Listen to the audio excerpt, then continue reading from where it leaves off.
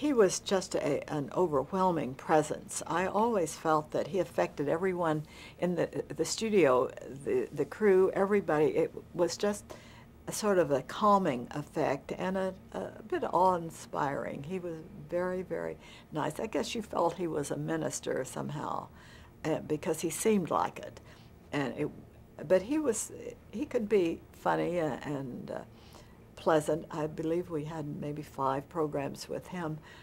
One of them, though, was a big multiple expanded hour where we had 5 or 6 civil rights leaders, but he was in Chicago.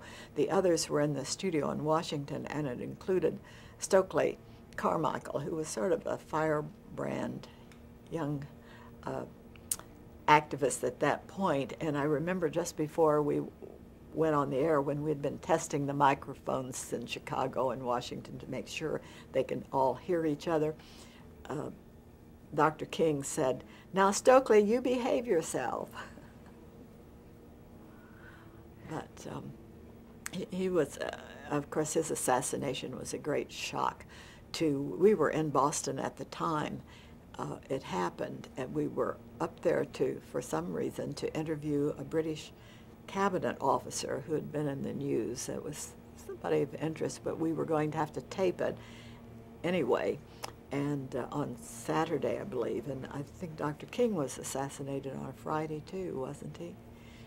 And anyway, we heard about it very shortly after getting to Boston and debated what to do, and started to find a new show, but we decided to go ahead and tape the British interview and hold it for later, which I guess we did. And then, in the meantime, we got the Attorney General, who was Ramsey Clark, to do a live interview. And so we came back to Washington that Saturday night after taping the British show.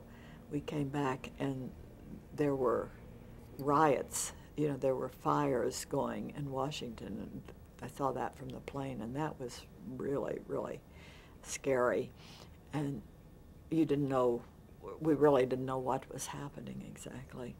And I remember, to get home from the airport, I was to take a taxi, and it took me ages to finally get in one with 4 other people. There were 5 of us, and it was just hours before I got home. I had been trying to call my apartment, because I was, by then, was in a bigger apartment with another childhood friend who was working in Washington, and I couldn't get an answer, so I had no idea where she was, and there were not cell phones then. You couldn't track people easily.